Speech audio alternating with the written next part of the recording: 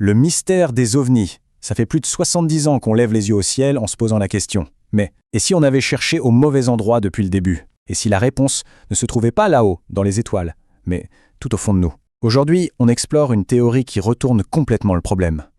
On va commencer par une question qui peut paraître toute simple, mais qui change absolument tout. Et si les ovnis n'étaient pas extraterrestres? Si on met cette hypothèse de côté, même juste un instant, alors d'où est-ce qu'ils peuvent bien venir? Accrochez-vous, parce que la réponse pourrait bien secouer notre vision de la réalité elle-même. Alors, pour bien comprendre cette nouvelle approche, il faut d'abord voir pourquoi les anciennes méthodes sont, dans une impasse. Le philosophe Philippe Solal, qui est au cœur de notre discussion, nous dit que l'ufologie classique tourne en rond, qu'elle est prisonnière d'un faux débat. En gros, il y a deux grands camps, et aucun ne fonctionne vraiment. D'un côté, l'idée que ce sont de vrais vaisseaux, en tôle et en boulon. Le problème, c'est qu'ils violent toutes les lois de la physique qu'on connaît. De l'autre côté, on a l'explication psychologique. Ce serait juste des hallucinations, des projections.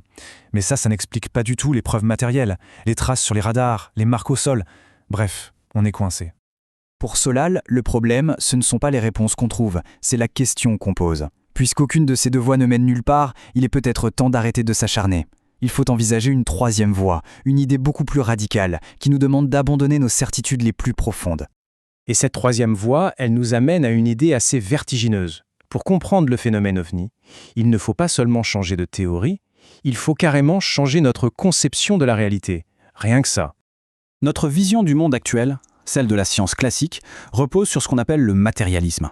C'est l'idée simple qu'il y a un monde extérieur, fait de matière, d'énergie, un monde qui existe là, dehors, que l'on soit là pour le regarder ou non.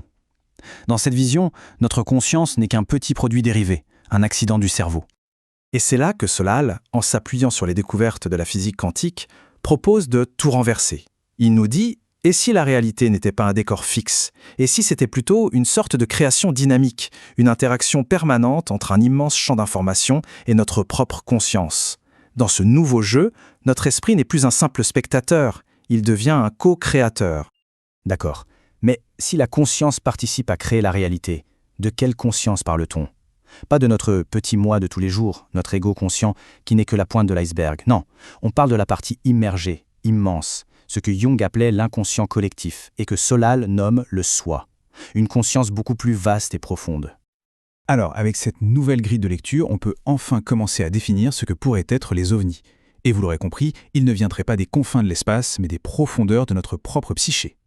Voilà la phrase clé, l'affirmation centrale de toute la théorie. Les ovnis sont un symptôme. Comme dans une analyse psychologique, il serait le signe que quelque chose que l'on a enfoui, que notre société a mis de côté, est en train de remonter à la surface. Et qu'est-ce qu'on a refoulé si violemment?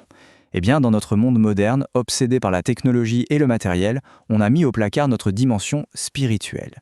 Cette part de nous a été oubliée, et selon cette théorie, elle frappe maintenant à la porte de notre conscience de manière spectaculaire.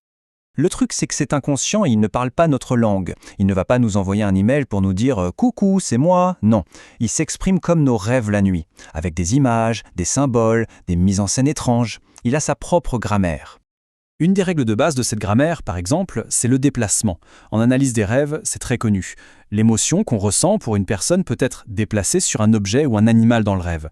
Eh bien, le phénomène ovni ferait exactement ça, mais à une échelle collective. Le phénomène est un véritable caméléon. Il se déguise en utilisant les images disponibles dans notre culture. Dans les années 1890, en pleine folie Jules Verne, on voyait des bateaux volants. Plus tard, un témoin qui bosse chez Michelin voit une créature qui ressemble au bonhomme Michelin.